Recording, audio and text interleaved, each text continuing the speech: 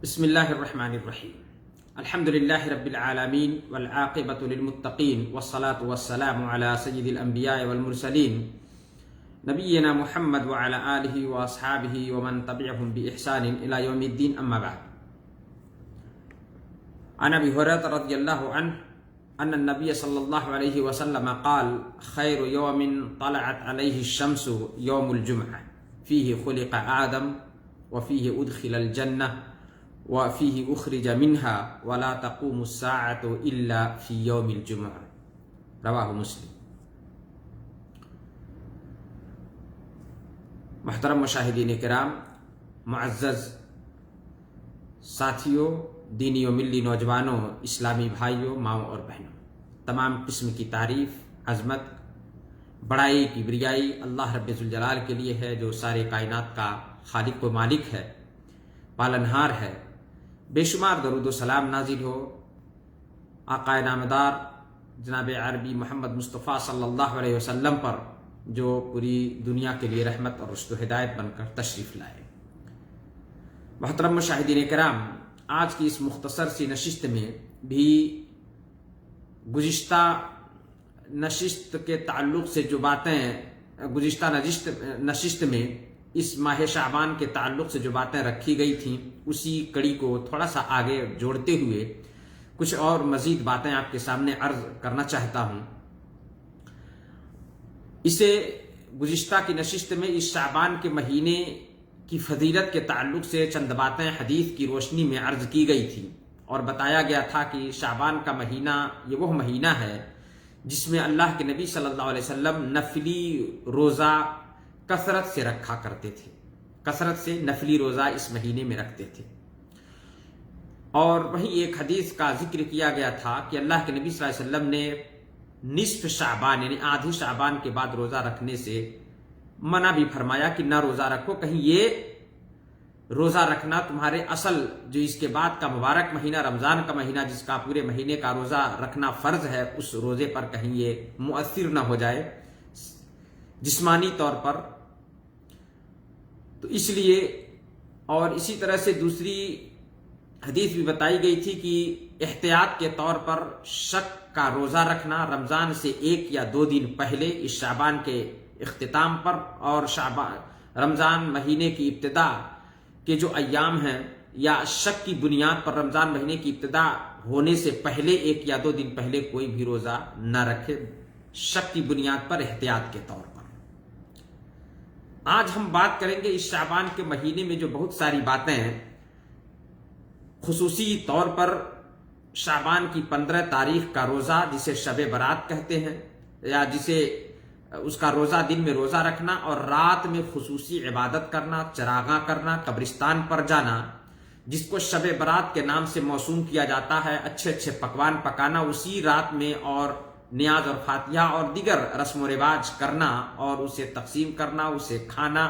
اور اس کی فضیلت کو اجاگر کرنا یا اس کو ثواب کی نیت سے کرنا. میرے عزیز ساتھیوں، محترم دوستوں اور بھائیوں، میں نے اس ضمن میں ایک حدیث آپ کے سامنے جو صحیح مسلم کی حدیث ہے، وہ حدیث میں نے پڑھی، جس کا جو ابو ہریرہ رضی اللہ تعالیٰ عنہ کی روایت ہے کہ اللہ کے رسول صلی اللہ علیہ وسلم نے فرمایا خیر یوم طلعت علیہ الشمس یوم الجمعہ، کہ سب سے بہترین دن جس دن سورج طلوع ہوتا ہے، جو سورج طلوع ہوتا ہے جس دن کا سب سے افضل دن جمعہ کا دن ہے. اسی جمعہ کے دن ساری انسانیت کے باپ آدم علیہ السلام کو اسی جمعہ کے دن پیدا کیا گیا. وفیہ ادخل الجنہ، اور اسی جمعہ ہی کے دن آدم علیہ السلام کو جنت میں داخل کیا گیا، اور اسی جمعہ کے دن ہی ان کو جنت سے لا کر زمین پر بسایا گیا، نکالا گیا جنت سے اور زمین پر بسایا اللہ تعالیٰ نے ان کو. اور آپ صلی اللہ علیہ وسلم نے فرمایا وَلَا تَقُومُ السَّاعَةُ إِلَّا فِي يَوْمِ الْجُمْعَةِ، اور قیامت جمعہ کے دن ہی قائم ہوگی. جب بھی قیامت آئے گی تو وہ دن جمعہ کا دن ہوگا. جانتے ہیں یہ حدیث میں نے کیوں پڑھی؟ میرے عزیز ساتھیوں، محترم دوستوں اور بھائیوں، اتنا مہتوپورن اور اتنا اہم دن کہ جس دن اس انسانیت کا وجود ہوتا ہے۔ اللہ رب العالمین آدم علیہ السلام کو جس دن پیدا کیا، جس دن جنت میں ان کو داخل کیا، جس دن اس زمین پر انسانیت کی بود و باش کی ابتدا ہوئی، وہ دن اور اسی دن اس روئے زمین پر ساری انسانیت کا خاتمہ اور تمام مخلوقات کا خاتمہ ہوگا، یہ جمعہ ہی کا دن ہوگا۔ اتنی اہمیت والا دن، لیکن اس دن بھی خصوصی طور پر قیام نہ آپ صلی اللہ علیہ وسلم نے کیا، بلکہ آپ نے خصوصی قیام جمعہ کا دن مان کر کے خصوصی عبادت کرنا، یعنی نماز پڑھنا، چراغاں کرنا، یہ سب چیزوں سے کا حکم نہیں دیا۔ نہ آپ نے خود کیا، نہ صحابہ نے کیا۔ اتنا عظیم دن، لیکن پھر بھی نہیں، اس کی کوئی مشروعیت اس اعتبار سے، خصوصی عبادت کے اعتبار سے نہیں ہے۔ ہاں، جمعہ کے دن دعا کرنا، دیگر عبادات ہیں، لیکن جمعہ کے دن رات کو قیام کرنا، خصوصی قیام کرنا، اس سے منع کیا گیا ہے، کیونکہ اس میں ہمارے نبی نے نہیں کیا، نہ صحابہ کو کرنے کا حکم دیا، اور نہ صحابہ نے کیا۔ تو جب اتنا عظیم دن، اس کو خاص کر کے ہم اپنی طرف سے عبادت نہیں کر سکتے ہیں، تخصیص نہیں کر سکتے، اس لیے کہ ہمارے نبی نے نہیں کیا، صحابہ نے نہیں کیا، تو بھلا بتائیں کہ دیگر اور دن اس کو ہم اپنی طرف سے، جب صحابہ نے نہیں، نبی نے نہیں کیا، نہ کرنے کا حکم دیا، نہ ہی صحابہ نے کیا، تو ہم اپنی طرف سے خصوصی اسی دن قبرستان پہ جا کر کے اگربتی جلانا، قبرستان کو صاف کرنا، ان کے لیے فاتحہ خوانی کرنا اور دیگر عبادتیں کرنا، یہ کیسے اسلام میں صحیح اور روا ہو سکتا ہے؟ ذرا خود سوچیں اس پر۔ اور ابو حذیفہ بن الیمان رضی اللہ تعالیٰ عنہ کی ایک حدیث، بخاری اور مسلم کی ایک حدیث ہے، مسلمان کو اس حدیث کے تعلق سے ذرا گہری گہرا غور و فکر کرنا چاہیے اس حدیث پر، کیونکہ ایک مسلمان کے لیے یہ زیب نہیں ہے کہ جو نبی نے نہ کیا ہو، صحابہ نے نہ کیا ہو، کرنے کا حکم نہ دیا ہو، اس کو عبادت اور اس کی فضیلت سمجھ کر کے وہ اس عبادت کو اپنی طرف سے کرے، اس لیے کہ یہی بدعت ہے اور یہ شر ہے، اور یہ شر واقع ہوگا۔ حذیفہ بن الیمان رضی اللہ تعالیٰ عنہ کی حدیث جو مشہور حدیث ہے بخاری اور مسلم کی، اور وہ حدیث ہے، کہتے ہیں حذیفہ بن الیمان رضی اللہ تعالیٰ عنہ کی، کان الناس یسألون رسول اللہ صلی اللہ علیہ وسلم عن الخیر وکنت اسألہ عن الشر مخافتا ان یدرکنی، کہ دیگر صحابہ کرام سب لوگ اللہ کے رسول صلی اللہ علیہ وسلم سے بھلائی اور خیر کے کام کے بارے میں دریافت کرتے تھے، پوچھا کرتے تھے، لیکن میں آپ صلی اللہ علیہ وسلم سے آنے والے شر کے بارے میں آپ سے سوال کرتا تھا، اس ڈر سے کہ کہیں وہ شر آ جائے اور ہم اس میں پڑ نہ جائیں، اس لیے اس کے بارے میں علم پہلے ہی حاصل کر لیتا تھا۔ اللہ کے نبی کوئی بھی عبادت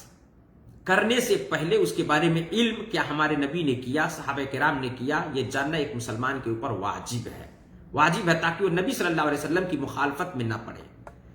بدعت میں نہ پڑ جائے۔ اور 15 شعبان کے دن کا روزہ، رات میں خصوصی قیام، یہ انہی میں سے ہے۔ ابن رجب رحمہ اللہ لطائف المعارف میں کہتے ہیں کہ نصف شعبان یعنی 15ویں شعبان کی رات کو خصوصی طور پر قیام، یہ کبھی نہ نبی نے کیا نہ صحابہ نے کیا، بلکہ ان کے بعد کے کچھ تابعین جو شام سے اس کی ابتدا ہوئی، اور ان تابعین نے خصوصی عبادتیں یا زیادہ سے زیادہ عبادتیں شعبان کے مہینے میں کی، اور وہ لوگ عبادت کرنے میں لگے رہتے تھے، اور انہی لوگوں سے عام لوگوں نے، عام مسلمانوں نے انہی سے اخذ کر لیا، اس کو لے لیا، اس کی فضیلت اور اس کی تعظیم سمجھتے ہوئے کہ یہ بڑا مہان دن ہے، یہ بڑی فضیلت والا دن ہے، اس دن روزہ رکھیں تو زیادہ ثواب ہوگا، جبکہ کہیں حدیث میں اس کی فضیلت نہیں۔ ہاں، جیسا بتایا گیا شعبان کے مہینے میں نفلی روزہ کثرت سے رکھیں، لیکن دن کی تخصیص کر کے روزہ رکھنا یہ بدعت ہے، یہ بدعت ہے۔ اور یہ بھی کہا جاتا ہے، انہوں نے کہا، حافظ ابن رجب رحمہ اللہ نے اپنی کتاب لطائف المعارف نے یہ بھی کہا کہا کہ اس کی وجہ جو تھی کہ چند لوگ جو کرنے لگے تھے شام میں، تو اس کی وجہ یہ کہ اسرائیلی روایتوں پر انحصار ہے اس کا، انہوں نے اسرائیلی روایتوں سے اس کو اخذ کیا اور آہستہ آہستہ یہ چیزیں لوگوں میں مشہور ہو گئیں اور لوگوں نے اس کو قبول کر لیا۔ لیکن حجاز یعنی مدینہ اور مکہ جہاں اہل علم تھے، ان لوگوں نے اس کو قبول نہیں کیا اور ہمیشہ اس کا انکار کرتے رہے، اور کہا کہ یہاں تک کہ فقہائے مدینہ میں سے عبد الرحمن بن زید اور اسی طرح سے ابن ابی ملیکہ اور اسی طرح سے عطا، ان لوگوں نے بڑی زبردست مخالفت کی ان کی، اور سب نے یہ کہا کہ یہ ایک نئی عبادت ہے اور یہ بدعت ہے، یہ عبادت نہیں ہے۔ کہا ذالک کلہ بدعہ، ان سبوں نے کہا، علماء حجاز جو مکہ اور مدینہ کے علماء تھے، اور ان لوگوں نے اس پہ نکیر کیا، بعد میں بھی جو فقہا اور علماء تھے ان لوگوں نے اس پہ نکیر کیا۔ میرے بھائیوں اور دوستوں، ماں اور بہنوں، جو 15 شعبان کو روزہ رکھا جاتا ہے اور رات میں خصوصی عبادت کی جاتی ہے، اس کی شریعت میں کوئی جگہ نہیں ہے۔ میں نے جو حدیث کہی کہ جمعہ کے دن کی فضیلت کے تعلق سے اتنی اہمیت والا دن، اتنی فضیلت والا دن، لیکن اس کے باوجود ہمارے نبی صلی اللہ علیہ وسلم نے اگر کسی دن کو اگر خاص کرنا ہوتا تو یہ افضل اور اولا ہوتا کہ جمعہ کا دن خاص ہوتا ان راتوں کو جاگنے کا اور خصوصی روزہ رکھنے کا، لیکن نبی صلی اللہ علیہ وسلم نے جمعہ کے دن روزہ رکھنے سے منع فرمایا خصوصی طور پر یہ عظیم دن۔ تو ذرا بتائیں اور خود غور کریں، سمجھیں اس بات کو کہ جب ہمارے نبی نے نہیں کیا، صحابہ کرام نے نہیں کیا، کرنے کا حکم نہیں دیا، تو بعد میں آ کر کے ظاہر سی بات ہے اگر یہ حق ہوتا تو اللہ کے نبی صلی اللہ علیہ وسلم ضرور اس کو بیان کر دیے ہوتے۔ آپ نے اپنی امت کو، اپنے صحابہ کو، جو جانثار صحابہ تھے، ضرور ان کو اس بات کی کا علم ہوتا، بتایا ہوتا آپ نے، اور باخبر کیا ہوتا اس بات سے کہ اس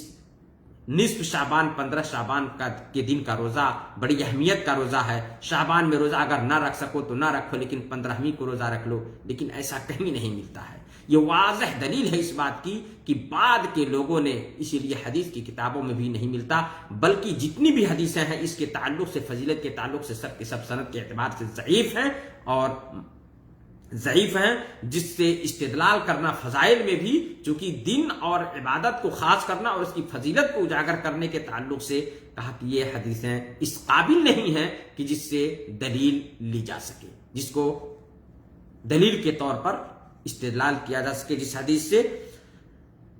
جب بھلا بتائیں کہ جب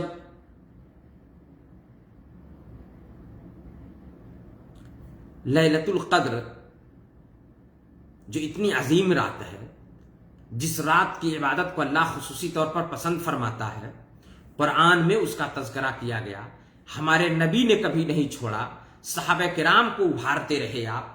ازواج مطہرات اس رات کو پانے کی کوشش کرتی رہیں۔ ذرا بتائیں اگر اس رات کی اتنی اہمیت ہوتی، 15 شعبان کی رات کی اہمیت ہوتی، تو کیا ہمارے نبی صلی اللہ علیہ وسلم خود نہ کیے ہوتے؟ صحابہ کرام کو آپ نے نہیں بتایا ہوتا؟ یہ واضح دلیل ہے کہ یہ سب کے سب من گڑھت باتیں ہیں۔ اللہ کے نبی صلی اللہ علیہ وسلم کے اوپر دین مکمل ہو گیا، اور جس نے اس دین میں کسی بھی قسم کی کوئی زیادتی اپنی طرف سے کی تو وہ اللہ سے زیادہ سمجھنے کا دعویٰ کرنے والا مانا جائے گا، اور یہ بہت بڑا جرم ہے۔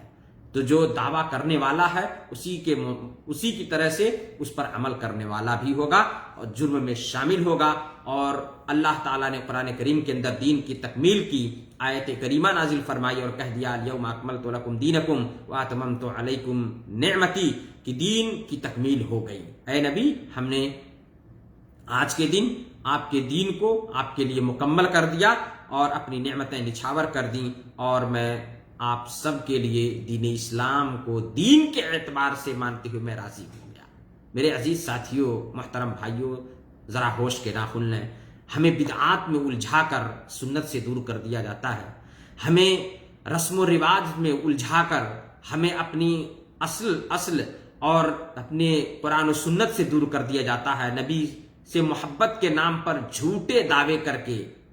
نبی سے دور کر دیا جاتا ہے۔ اللہ تعالیٰ سے دعا، اللہ تعالیٰ ہم سب کو اس سے بچائے، اور ان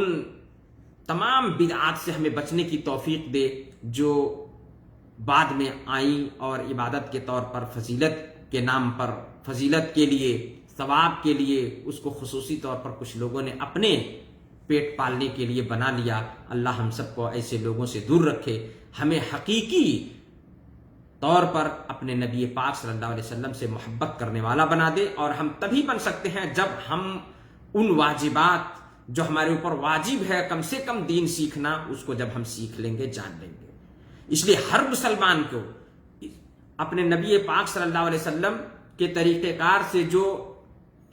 طریقے سے ہٹ کر کے جو باتیں ہیں، اس کو جاننا بے حد ضروری ہے تاکہ کہیں اس میں پڑ نہ جائے۔ حذیفہ بن الیمان صحابی اسی لیے اللہ کے نبی صلی اللہ علیہ وسلم سے شر کے بارے میں سوال کیا کرتے تھے تاکہ اس سے بچ سکیں، اس سے وہ آگاہ رہیں کہ یہ ایسا واقع ہوگا، یہ برائیاں آئیں گی، اور انہی برائیوں میں سے یہ شر اور فتنے ہیں کہ طرح طرح کے نت نئے طریقے دین کے اندر ایجاد کر کے، اور اسی کو دین سمجھ بیٹھے ہیں لوگ، اور دوسری کو دین سمجھا دیا جاتا ہے۔ اللہ سے دعا اللہ تعالی ہم سب کے عقل کو کھول دے، اور ہمیں نبی پاک صلی اللہ علیہ وسلم کا صحیح طریقہ، حدیثیں موجود ہیں، قرآن کی آیتیں موجود ہیں، ہمیں اس کی روشنی میں نبی کے صحیح طریقے کو ڈھونڈنے کی اللہ توفیق عطا فرمائے اور اسی پر عمل کرنے والا بنا دے۔ آمین۔ والسلام علیکم ورحمۃ اللہ وبرکاتہ، وجزاکم اللہ خیرا۔